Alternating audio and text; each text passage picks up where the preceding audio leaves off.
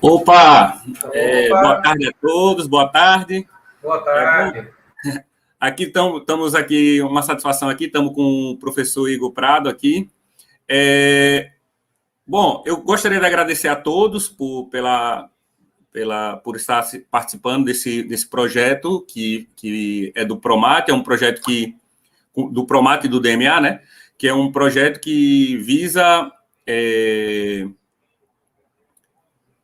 a fazer um intercâmbio entre as empresas, né, do Estado e o departamento, e o Promat, e o departamento de matemática, né, com o fim de fazer essa ligação entre a matemática acadêmica e a matemática aplicada no mundo real, certo? Então, toda semana nós estamos recebendo, toda semana não, todo mês, né, nós estamos recebendo profissionais que trabalham com temas relacionados, que usam fortemente a matemática, né, no mês anterior, a gente recebeu a Sandy Porto e hoje nós temos o prazer de receber Igor Prado, que é especialista em segurança de sistemas operacionais e trabalha como TI na EBSER, né, atuando no hospital universitário. Né? É um imenso prazer recebê-lo e agradeço em nome de todos, né, do Promat, a sua participação. Fique à vontade, Igor, por favor. Eu que agradeço, Edson. Muito obrigado aí pelo convite. A gente estava conversando, você comentou sobre essa questão da interação da universidade e empresa, né? Eu acho isso muito bacana. Eu trabalho no hospital universitário, que é um hospital-escola, então isso eu acho muito válido. Apesar de ser focado em saúde, eu acho que você tem espaço lá para educação em todas as áreas, né? Porque você tem problema diverso. Então, tecnologia, matemática, eu acho que artes, design, eu acho que lá é um local de aprendizado. Apesar do foco ser saúde, eu acho que dá para retirar de lá vários problemas para as outras áreas, né? Vou pegar aqui, passar aqui para pegar os slides. Pronto. Vocês conseguem visualizar meus slides agora? Certo. Bem, um problema que a gente teve lá, né, não é muito complexo, mas eu acho que pode servir de exemplo, né, do cotidiano nosso, que a matemática nos ajudou a resolver, foi a questão de como estimar o armazenamento de imagens médicas no hospital. Né? Como o Disson falou, eu sou técnico lá do HU, eu trabalho na EBSER, e a EBSER ela tem as filiais, e uma das filiais é o Hospital Universitário de Sergipe. Minha formação base, eu sou técnico em TI, né, pelo Instituto Federal de Sergipe, pelo IFES. Fiz licenciatura na universidade. Na época, eu estava fazendo as duas coisas simultâneas, porque antes de começar na área técnica, eu queria ser professor. A área técnica se desenvolveu mais rápido, então eu acabei me especializando na área técnica e deixei um pouquinho a licenciatura de lado e, nesse tempo, acabei me especializando principalmente na parte que eu gosto muito, que é sistemas operacionais, né? Então, tinha uma especialização na Estácio, voltada para administração e segurança de SO. Eu comecei atividade profissional em 2004, na Infonet, trabalhei lá 10 anos, né? Saí em 2014. Entre 2008 e 2014 eu fiquei concomitante no governo do estado na Infonet, foi quando eu entrei no concurso da EBSER e estou lá até hoje. Né? A EBSER, ela é uma empresa, e apareceu um pinguinho aqui, é uma empresa criada em 2011, vinculada ao Ministério da Educação. Ela tem por finalidade prestar serviços gratuitos de assistência médica hospitalar, ambulatorial e de apoio diagnóstico e terapêutico à comunidade. Pessoal, só um minutinho aqui. Então, como eu estava dizendo, lá em 2014 eu entrei na EBSER, e a EBSER é uma empresa que foi criada em 2011, ela é uma empresa vinculada ao Ministério da Educação, e ela tem por finalidade prestar serviços gratuitos de assistência médico-hospitalar, ambulatorial e de apoio diagnóstico e terapêutico à comunidade. No nosso caso aqui, no Hospital Universitário, né? Aqui de Aracaju. Além disso, ela tem como prestar às instituições públicas federais de ensino serviço de apoio ao ensino, à pesquisa, à extensão e ao ensino e aprendizagem e à formação de pessoas no campo da saúde. No caso, o nosso vínculo é com a UFES.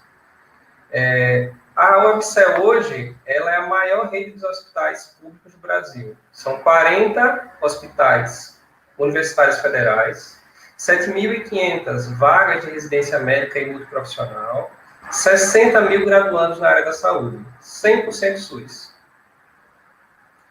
As atividades hoje principais da EBSER são os maiores desafios do país, que é educação e saúde. Mas como se dá a atuação da TI no hospital de ensino, né?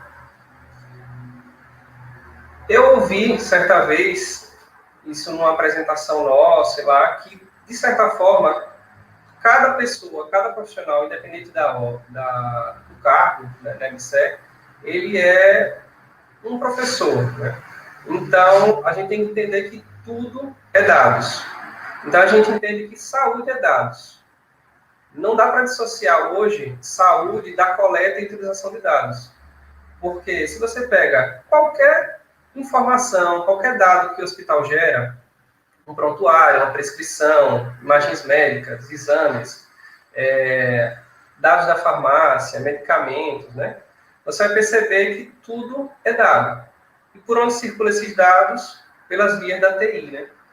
Então, a TI é uma espécie de sistema circulatório do hospital, né? Por onde você trafega os dados, é por onde você armazena. Então, a gente não é atividade fim do hospital, que ela é saúde, né? Ensino em saúde, mas para que isso aconteça, ela acontece através das vias da TI.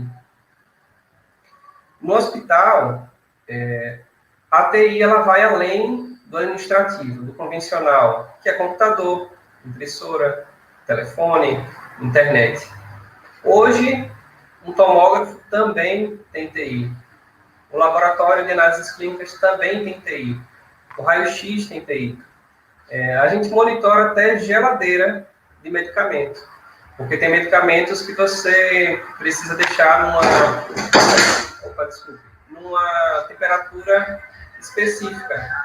Então, se ela sai para cima ou para baixo, você pode perder o medicamento. E isso é monitorado. E esse monitoramento acontece via rede. É uma espécie de geladeira smart, né? Só que voltado para o armazenamento de medicamentos de alto custo. Hoje, se você pegar todos os equipamentos, ou quase todos, médicos, eles têm um computador embarcado ou tem algum software que é utilizado para que ele realize as funções. Se você for fazer uma espirometria, se você for fazer um exame de Holter, de mapa, né, para você interligar o aparelho médico, você tem um computador. Então, a TI, ela continua sendo um meio para todas essas atividades médicas, né, para questão de saúde. Aqui é uma brincadeira lá do setor. Se você perguntar o que a gente faz, né, a descrição não é a atividade de alguém de TI, é uma descrição de um ninja, mas cabe muito bem para a gente, né? Que é combate aberto em diversas situações.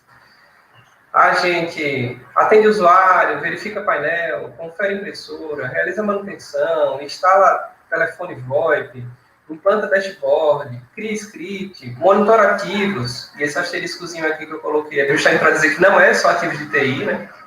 Realiza backup e talvez uma das funções mais bacanas, né, mais inspiradoras, mais motivadoras é desenvolver projetos. Nesses 7 anos aí já desenvolvi alguns e eles são muito, de fato, motivadores. Acho que essa é a palavra.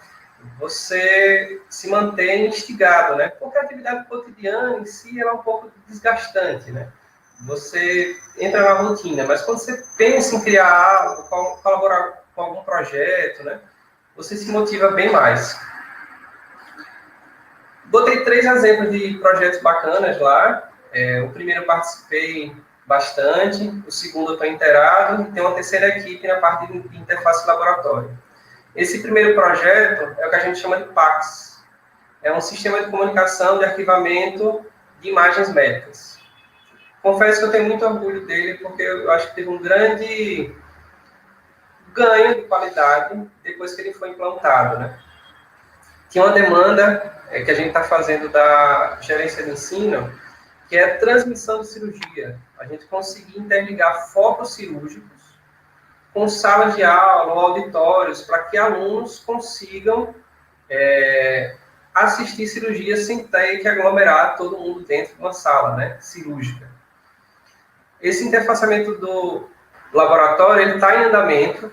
Também acho que vai trazer muitos ganhos para poder agilizar resultados, né? Porque os aparelhos que fazem análises de laboratório, ele já tem interfaceamento, você consegue exportar e enviar os dados já para o sistema do laudo. Então, isso agiliza muito a questão da digitação, né? Ou até de um pré-laudo, né? O que é um PACS, né? Sistema de comunicação de arquivamento de imagens. Eu trouxe aqui uma referência, um desenho, um esquema dele, para ficar mais claro.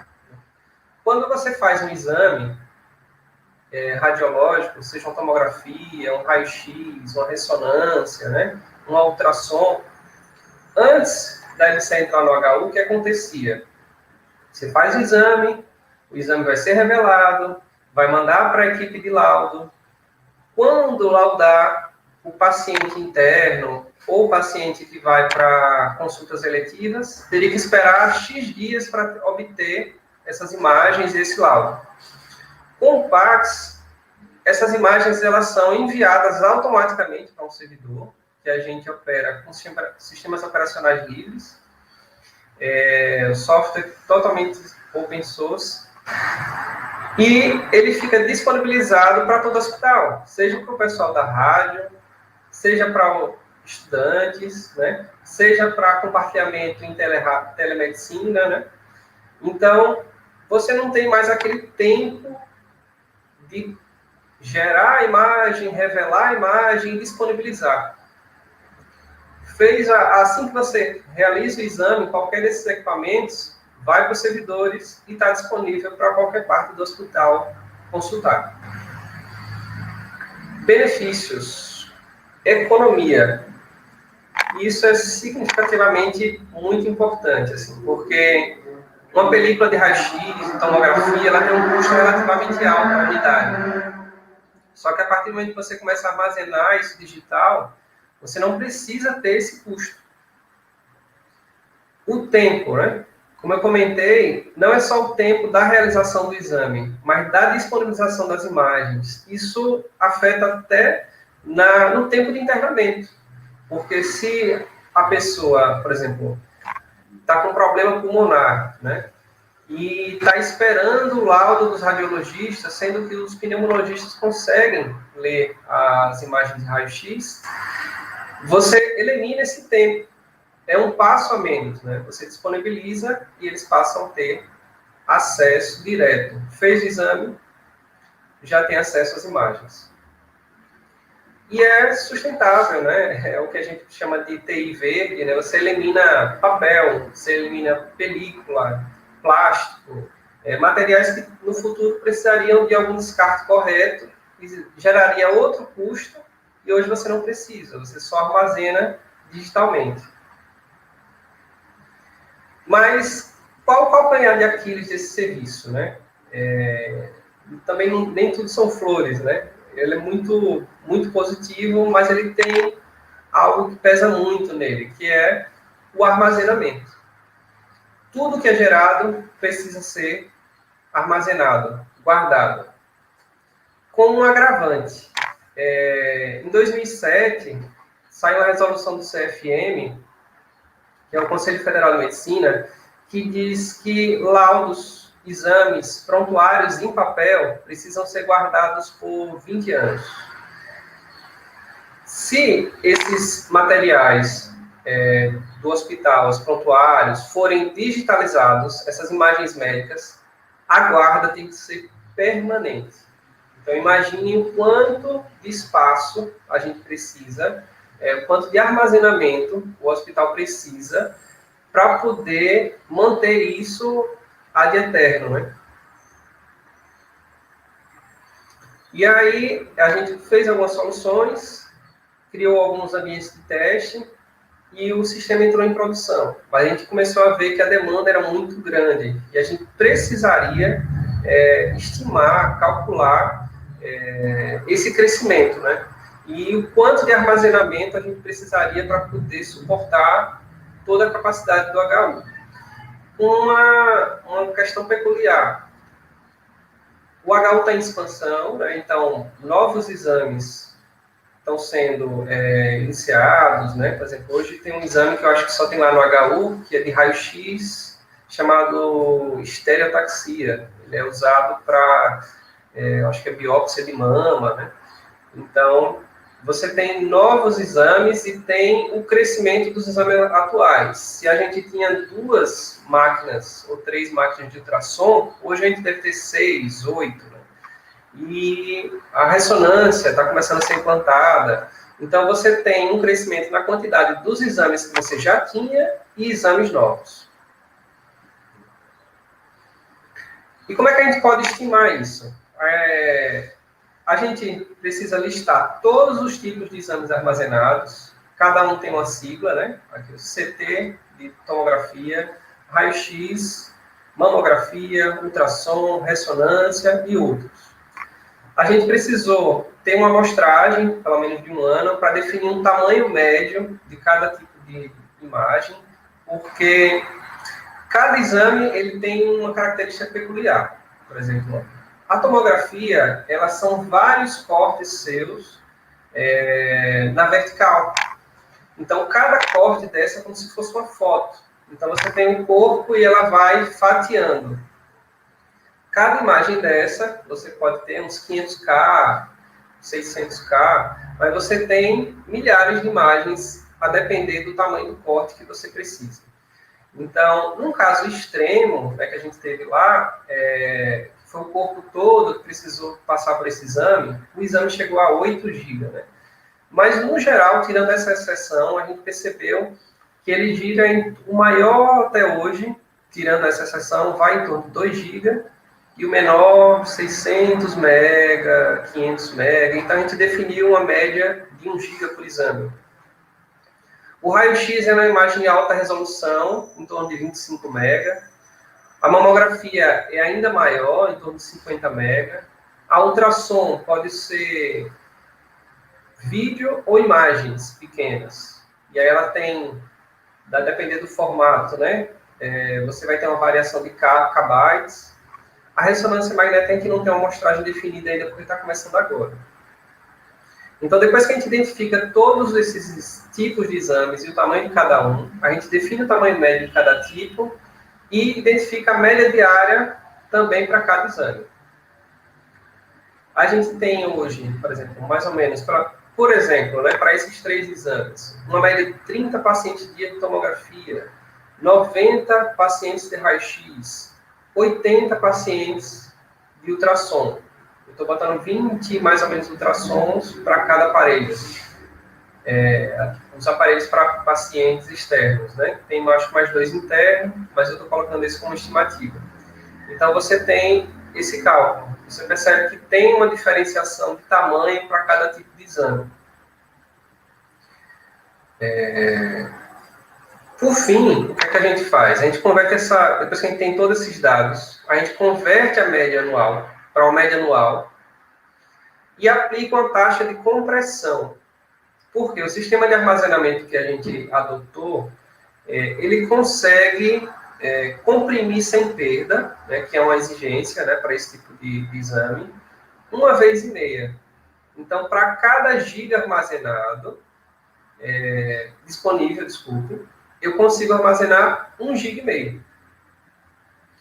E depois que eu tenho esse total calculado, eu tenho que reservar em torno de 30% para armazenamento rápido. Por quê? A gente percebe que só os 3 primeiros meses, né, ou 4 meses, mais próximos da data atual, é que os exames são acessados. E quando a gente tem um total do armazenamento que a gente precisa, a gente duplica. Um para a produção, que é a atividade diária, né? E o outro para backup, que é caso tenha alguma falha, a gente consiga restaurar os exames.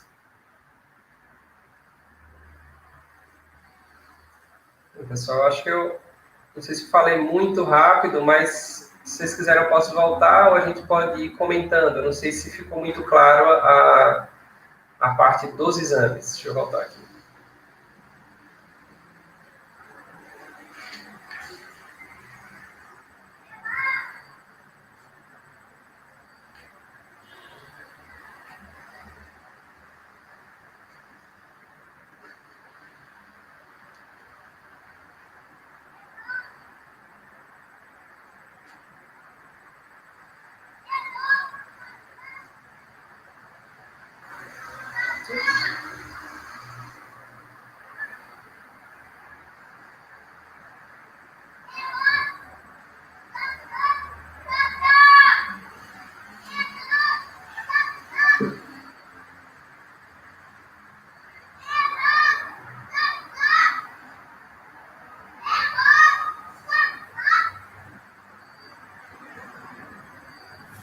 Opa!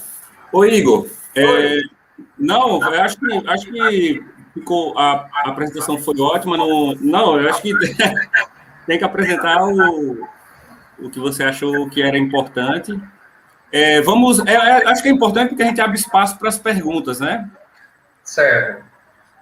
Vitória, ela perguntou aqui, ela botou aqui que gostaria de saber mais sobre os armazenamentos. Aí, ela perguntou, o que foi usado para armazenar os dados?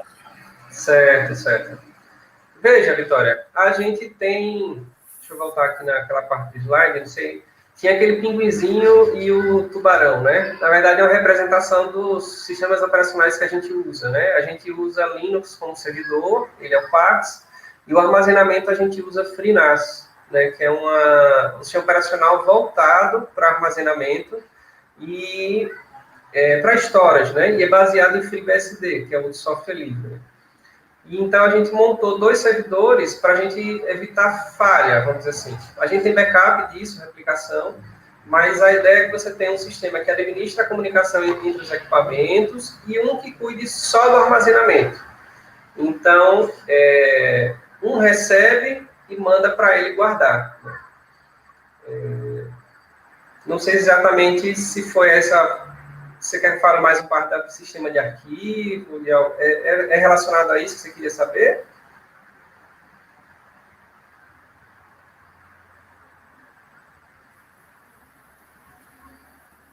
Deixa eu ver aqui. Bom, vamos esperar aqui o feedback de Vitória, né?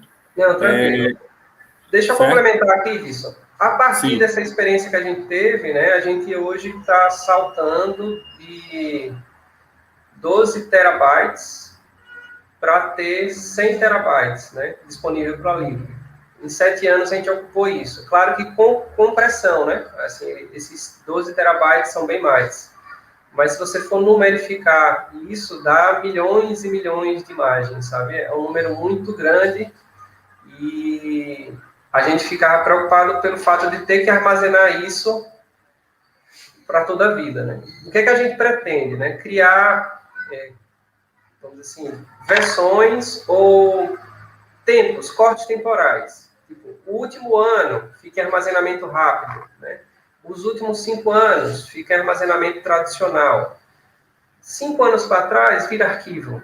De repente ele pode ser armazenado em fitas, né? Ou em algum dispositivo offline. Porque, querendo ou não, para você manter um servidor desse ligado, disponível, né? Você gasta energia e recurso. Então, dá para você ter uma combinação de armazenamento online, rápido e tradicional, e ter um armazenamento offline, que seria em fitas DAT, né? Porque ela tem um espaço muito grande e conserva com o tempo, né? Claro que você precisa ter um cofre, um ambiente adequado, mas isso é para futuro, né? Quando a gente chegar a atingir, a encher esses 100 terabytes. Uma nova pergunta, Igor. O que é utilizado para compressão sem perda dos arquivos? Certo.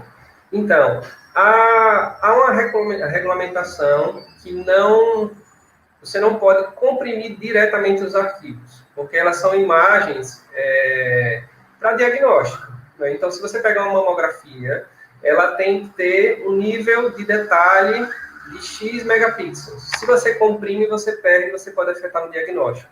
Como foi que a gente conseguiu ter compressão? A compressão é em cima do sistema de arquivos.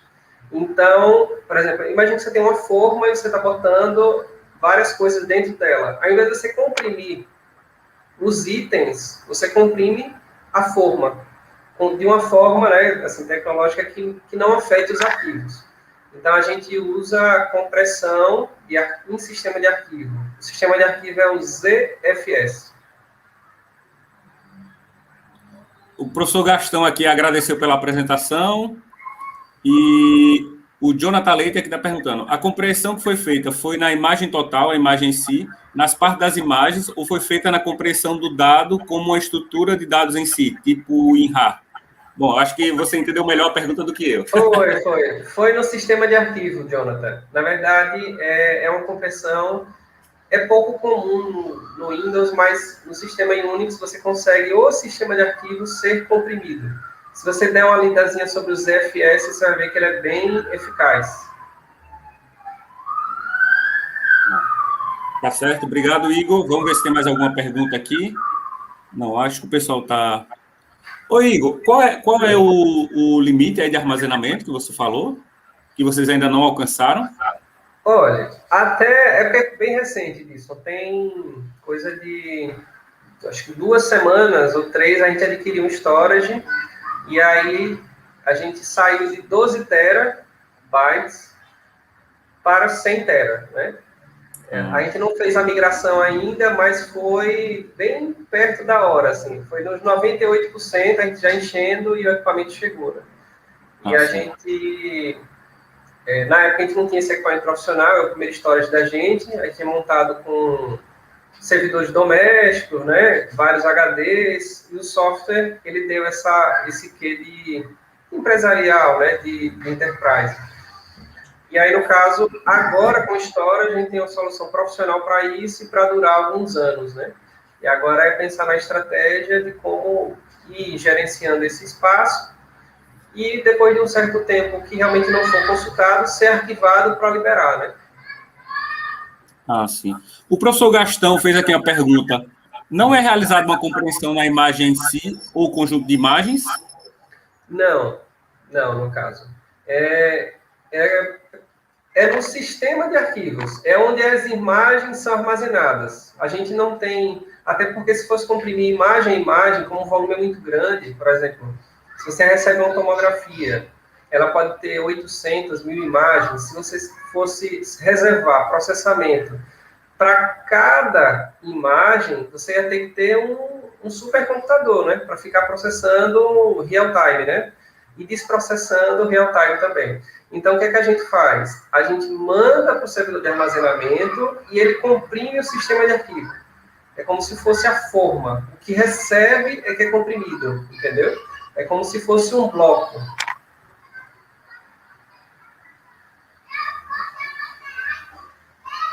Certo. Desculpe. Outra pergunta aqui. Como a matemática pode ajudar o HU? Nesse sentido, né?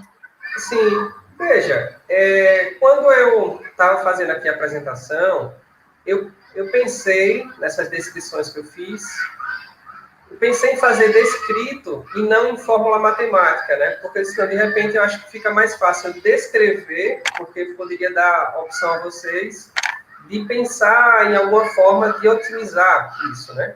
Apesar que a otimização maior é na compressão, e isso depende muito do programa, não é tanto na parte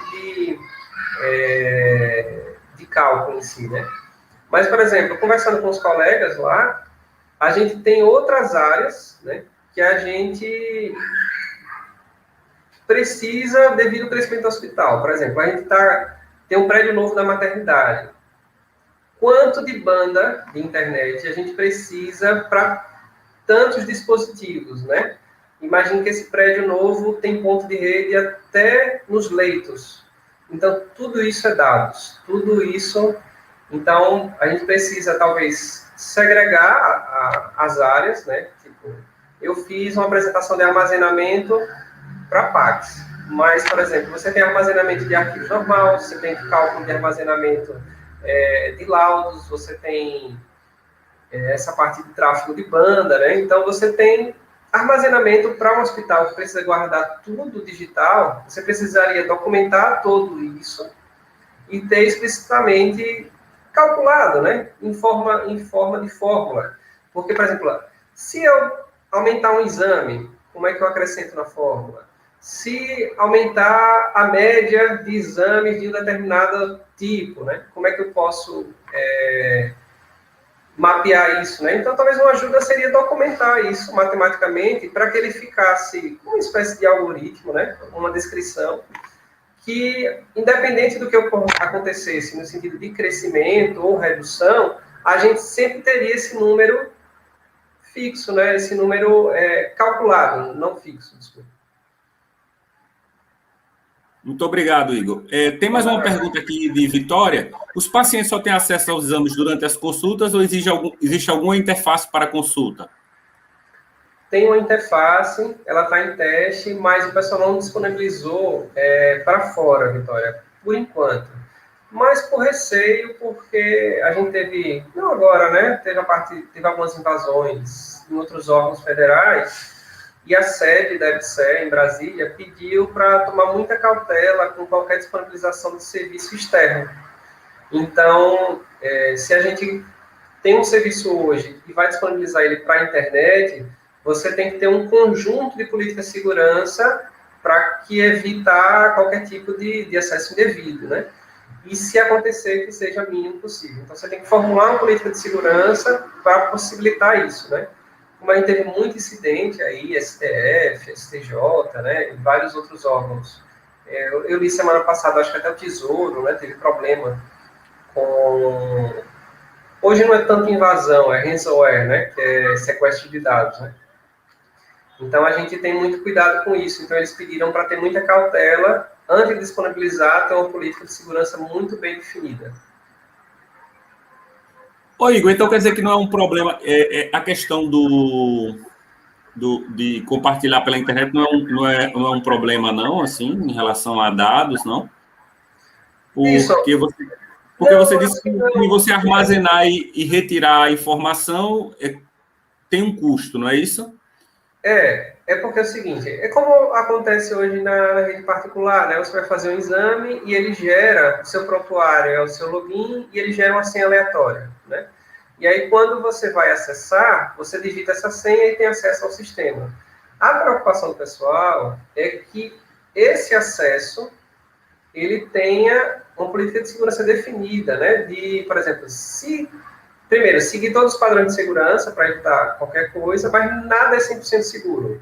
Se acontecer, que seja o mínimo dano, que seja monitorado, sabe? Então, o acesso em si, ele não é um problema. O problema é você ter incidente de segurança em cima disso. Tá certo.